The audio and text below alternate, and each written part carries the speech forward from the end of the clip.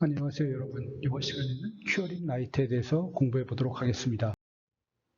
큐어링 라이트를 공부하기 위해서는 먼저 여러 가지 용어를 먼저 알아두셔야 되는데요. 특히 이제 여러 가지 용어가 나오는데 그 중에서 이제 중요한 몇 가지를 대해서 알아보도록 하겠습니다. 먼저 Radiant Exposure라는 용어와 그다음에 Radiant Extance 또는 Radiant Emittance라는 용어와 그다음에 Irradiance라는 용어와 그다음에 Spectral Irradiance Power라는 용어에 대해서 알아보도록 하겠습니다.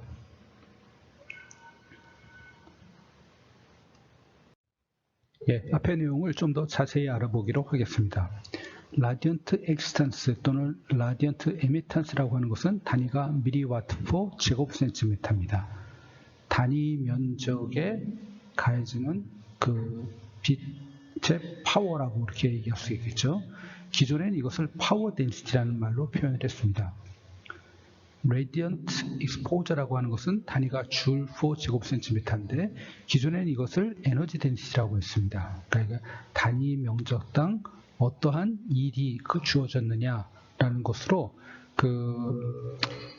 라디언트 엑스턴스에다가 시간을 곱하면은 세크를 곱하면 이 줄이 되는 거죠. 그래서 이제 이것을 우리가 라디언스 익스포저라고 합니다. 이라디언스라고 하는 것은 단위가 밀리와트 포 제곱센티미터로 라디언스 엑스턴스랑 같은데 라디언스 엑스턴스라는 것은 큐어링 라이트의 단위 면적에서 나오는 빛의 파워를 얘기하는 거고 이라디언스라고 하는 것은 큐어링 라이트에 의해서 빛을 받는 그 면적, 받는 단위 면적에 대한 그 파워를 얘기하는 것입니다. 스펙트럴 라디언트 파워라는 것은 밀리와트 퍼 나노미터가 단위가 되는 거죠. 이것에 대해서는 조금 이따 이제 다시 알아보도록 하겠습니다. 그럼 먼저 레디언트 익스탄스 또는 레디언트 에미탄스를 측정하는 방법에 대해서 알아보도록 하겠습니다.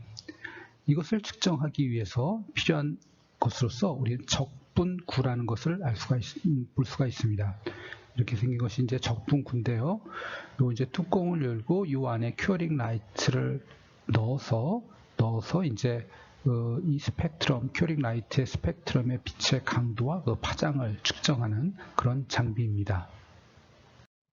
앞에 보여드린 적분구에 큐어링 라이트를 넣어서 이제 큐어링 라이트에서 나오는 빛을 측정하면 다음과 같은 그래프가 그려집니다. 여기 이제 빛의 파장이 되겠고요. 각 나노메타 빛의 파장에 대해서 어떠한 빛의 스펙트럼이 어떻게 카운트 되는지가 이제 그려지고 여기 보면 0.675W라는 게 나오죠. 이게 이제 큐어링 라이트에서 나오는 빛의 파워가 여기 이제 기록되는 것입니다.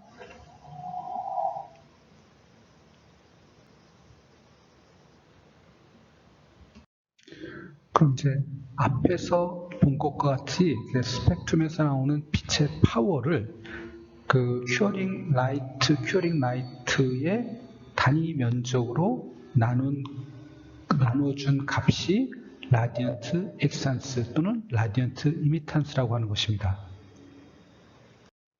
즉, 이를 측정하기 위해서는 큐어링 라이트의 표면에서요, 빛이 나오는 면적을 요 길이를 계산해 갖고 요 빛이 나오는 면적을 측정을 해야 됩니다. 주의할 거는 요 광섬 위에서 빛이 나오는 면적만을 측정해야지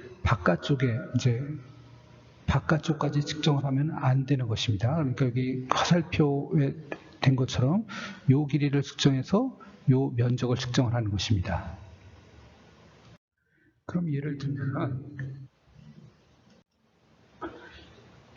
들면은 인테그레이션 스피어로 측정한 레디언트 에너지가 600mW라고 하고 큐어링 라이트 팁의 다이아메터가 4mm라고 하면은 레디언스 익스탄스는 600mW를 0.4cm 곱하기 0.4cm 곱하기 3.14로 나누게 되면 1194mW 제곱센티미터가 되는 것입니다. 이렇게 계산하는 것이 그 레디언스 엑스탄스라고 하는 것입니다. 그러면 토탈 에너지 컨셉트라는 개념에 대해서 알아보도록 하겠습니다. 토탈 에너지 컨셉트라고 하는 것은 복합 리진을 적절하게 중합시키려면은 라디언트 익스포저가 16,000mW per 제곱센티미터 이상이 돼야지 복합 리진을 적절하게 중합시킬 수 있다. 이제 그런 것입니다. 그러니까 예를 들면은 어떤 큐어링 라이트의 라디언스 엑스턴스가 예를 들어서 400mW per 제곱센티미터라고 하면은 이러한 큐어링 라이트는 적어도 recommend 큐어링 타임이 40초가 돼야지 이것이 16,000이 이제 되게 되겠죠. 두 개를 곱하면. 네, 이렇다는 것입니다. 예를 들어서 어떤 큐어링 라이트의 레디언스 엑스탄스가 800mW per 제곱센티미터라면은 recommend 큐어링 타임은 20초가 되는 거겠죠. 네, 이런 것들이 토탈 에너지 컨셉입니다. 이 토탈 에너지 컨셉에서 나오는 이 숫자가 이제 어떤 학자들은 이걸 뭐 16,000이라고 보는 사람도 있고, 어떤 사람들은 뭐 20,000이라고 보는 사람도 있고, 어떤 사람들은 뭐 12,000이라고 보는 사람도 있고, 학자마다 조금씩 견해가 다른데 일반적으로는 16,000mW per 제곱센티미터라고 우리가 생각을 하게 되는 것입니다. 큐어링 라이트를 액티베이션 시키면은 큐어링 라이트에서는 파란색 빛이 나옵니다. 이 파란색 빛은 가시광선 영역에서 400에서 480 나노메타 영역의 빛입니다.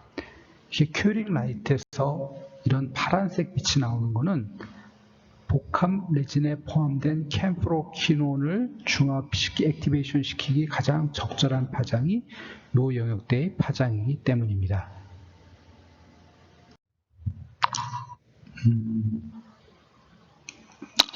칩과 재료를 라이트 큐어링 하는 데는 우리가 이제 영향을 미치는 요소가 다음과 같은 것들이 있습니다. 먼저 대표적인 게 이제 복합 레진인데, 복합 레진의 쉐이드와 트랜스루센시가 라이트 큐어링에 영향을 주는 요소라고 할 수가 있습니다.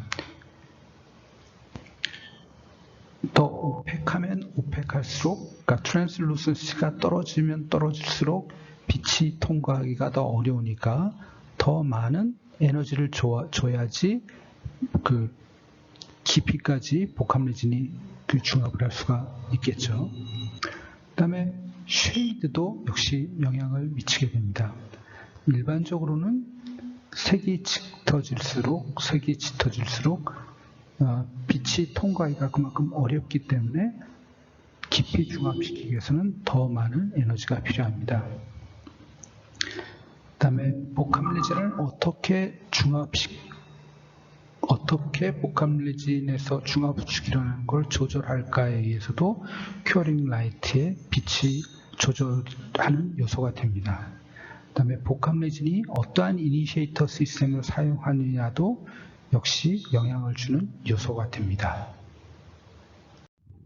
다시 한번 말씀드리면 복합 레진에 있어서 이 depth of Q는 재료의 트랜스루센시, 재료의 쉐이드, 그 다음에 큐어링 라이트의 레디언스 엑스탄스, 그 다음에 큐어링 라이트의 익스포저 타임 등에 의해서 영향을 받는다고 할 수가 있습니다.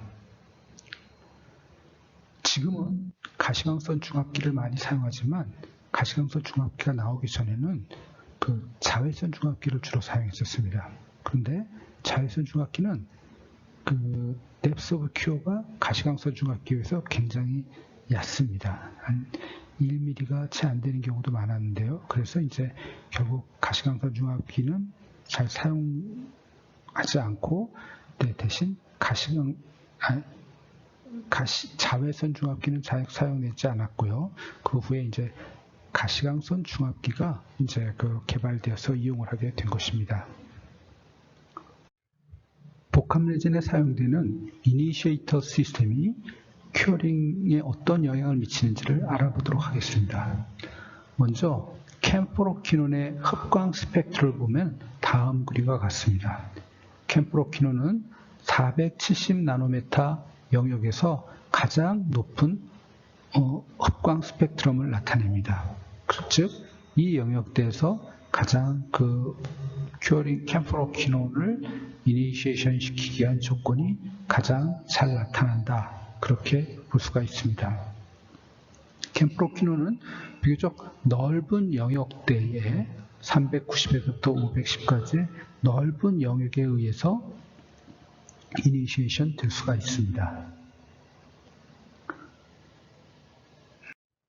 이것은 캠프로키논과는 다른 그 이니셜 시스템인 PPD 이니셜 시스템의 흡광 스펙트럼을 나타내는 것입니다. PPCD는 자외선 영역인 350나노메타에서 가장 높은 흡광 스펙트럼을 나타내다가 점점 주로 490, 500까지 점점 이제 줄어들게 됩니다. 이것은 루시딘이라고 하는 이니시에이터의 그 흡광 스펙트럼을 나타내는 것입니다. 이것은 약 370나노메타에서 가장 높은 흡광 스펙트럼을 나타내다가 점점 줄어서 430 이상에서는 이제 루시딘을 그 이니시에이션 시킬 수가 없습니다. 흡광 스펙트럼이 나타나지 않습니다.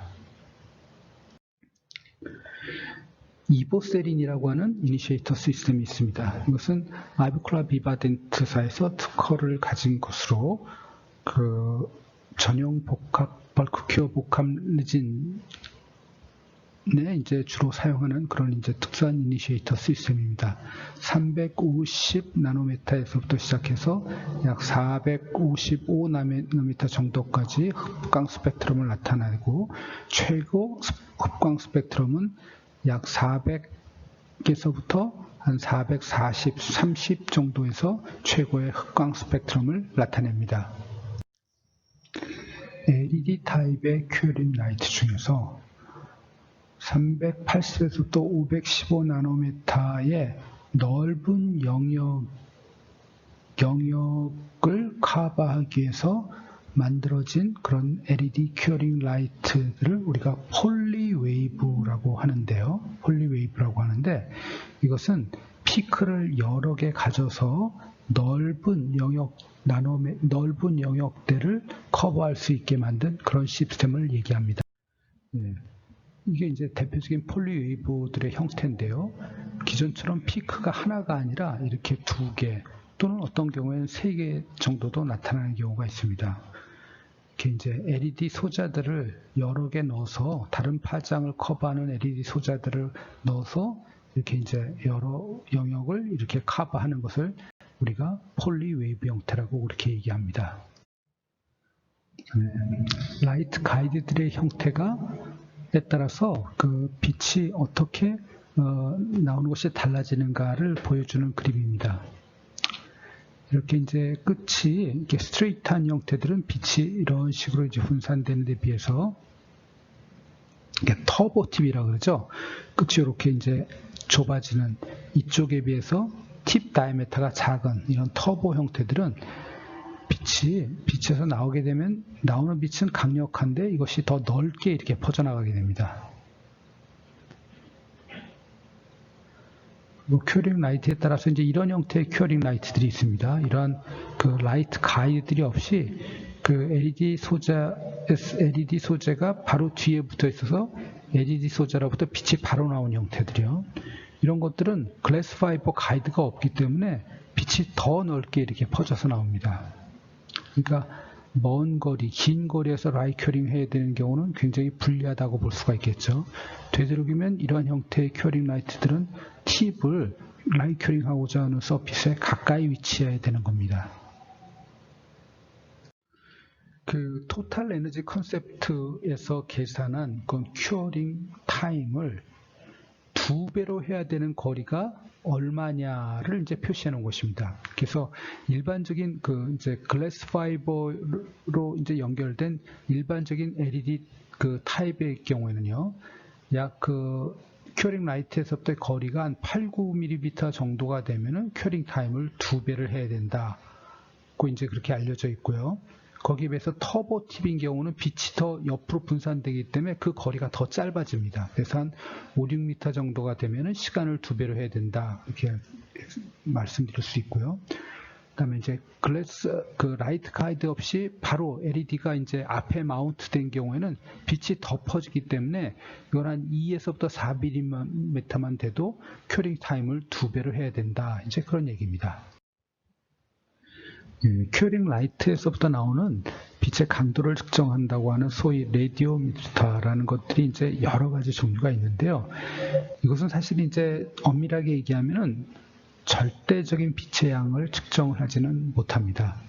못하고 아까처럼 이제 절대적인 그 빛의 양을 측정을 하려면 아까 제가 말씀드린 것처럼 인테그레이션 스피어 적분구를 이용을 하고 이제 큐링 라이트의 팁 다이아메터를 면적을 나눠서 계산을 해야지 이제 그 실제적으로 나오는 빛의 강도를 우리가 알 수가 있는데 이런 것들은 이제 그렇게 하는 게 아니죠.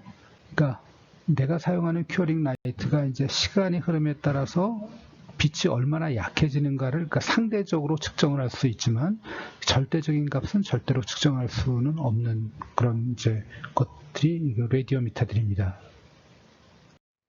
아까 말씀드린 것처럼 빛의 강도를 측정하기 위해서는 먼저 파워를 측정하기 위해서는 인테그레이션 스피어를 측정해야 되고 인테그레이션 스피어에다 큐링 라이트를 대고 이제 빛의 그 파워를 측정하는 그런 방법입니다. 현재 국내에서는 아직 수입이 안 되고 있는데요. 이게 블루페이스 메타라는 게 있습니다. 이런 것들은 이제 큐링 라이트를 여기다 대고 이제 측정을 하면은 이거는 이제 인테그레이션 스피어는 아니지만 비교적 정확한 값이 측정된다고 합니다. 여기서 이제 자동적으로 그 큐링 라이트에 빛이 나오는 반경을 여기가 계산을 해서 그것까지 계산을 해서 레디언트 익스탄스를 측정하는 이제 그런 장비입니다. 접착제를 큐어링 하는데 접착제를 이제 라이 큐어링 하는데 이슈가 되고 있는 것에 대해서 잠깐 설명드리겠습니다. 그 접착제는 일반적으로 캠프로퀴논이 이제 많이 포함되어 있습니다. 그래서 이제 큐어링 라이트를 비춰주게 되면 이게 이제 그 캠프로퀴논에 의해서 접착제가 이제 굳게 되는데 요새 주로 사용하는 접착제들이 점점 애시딕하게 되는 형질들이 있는데요. 이제 접착제가 애시딕하게 되면 될수록 캠프로퀴논에 이제 케미컬 체인지를 거치게 됩니다. 그러니까 캠프로퀴논이 제대로 작동을 못하게 되는 경우들이 생기게 되는 겁니다. 그래서 이럴 경우를 대비해서 이제 캠프로퀴논을 상대적으로 많이 사용하든가 또는 캠프로퀴논 대신에 루시딘 TP와 같이 애시드 레지스턴스한 다른 이니시에이터를 이제 포함시키는 경우가 많아지게 됐습니다.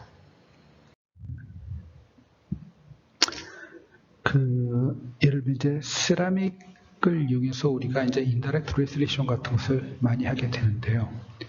그 인다이렉트 레슬레이션을 이제 치아에 붙이기 우리가 레진 세멘을 사용하게 되는 거죠.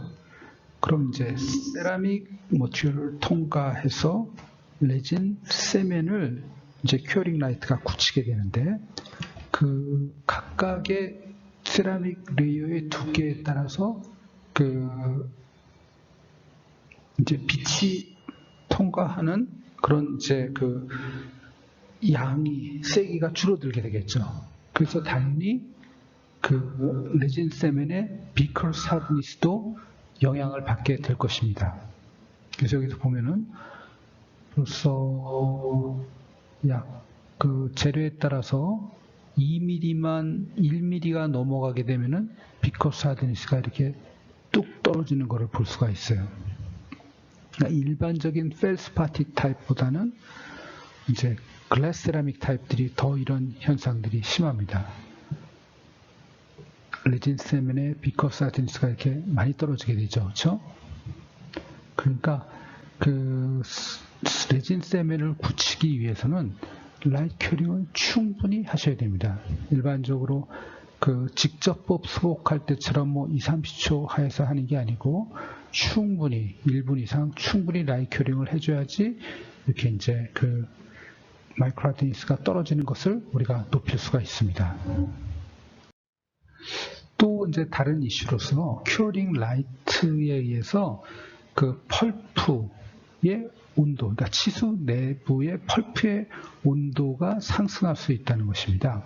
특히 이제 너무 센 그런 이제 빛의 강도를 갖는 큐링 라이트를 오랜 시간 동안 사용하게 되면은, 그러니까 치아도 영향을 받을 수가 있다 하는 이제 그런 이론인데요. 이제 여태까지 나온 논문에 따르면 대개 5.5도, 치수 내 온도가 5.5도 이상 상승하면은 이제 영향을 받을 수 있다. 이제 그렇게 보고가 되고 있습니다. 그래서 이제 큐어링 라이트에 의해서 치수 내부의 온도가 얼마나 올라가는지를 이제 인비트로 실험한 그런 사진인데요. 이게 클래스 5 캐비티를 파고 여기다 이제 이런 온도를 감지할 수 있는 그런 그 프로브를 여기다 이렇게 놓고요. 물을 이제 이쪽에서 흘러서 이쪽으로 나갈 수 있게 이렇게 이제 그 펌프를 작동을 시킵니다. 그 다음에 이쪽에서 이제 라이트 큐어링을 하면서 여기 치수 내부의 온도가 얼마나 올라가는지를 이제 조사한 이제 그런 실험입니다. 이렇게 보면은 여기가 이제 시작 온도가 여기였는데, 큐어링 라이트를 하게 되면은 한 60초 정도 하게 되면은 온도가 상당히 많이 올라가는 것을 볼 수가 있습니다. 한 25도 정도 시작했는데 한 20도 정도까지 올라가죠. 그러니까 비트로 실험적으로는 이렇게 큐어링 라이트에서 온도가 높이 상승할 수 있다는 것을 보여주는 그런 예입니다. 네, 또 한 가지 이슈가 되는 게 큐어링 라이트에서 나오는 빛이 그 빔 프로파일이 균일하게 나오는가에 대해서 이제 연구하신 학자분들이 있습니다. 네, 이분들에 따르면 어떠한 큐어링 라이트는 빔 프로파일이 이렇게 일정한데 어떠한 큐어링 라이트들은 빔 프로파일이 일정하지 않다. 이제 그렇게 주장을 하고 있습니다.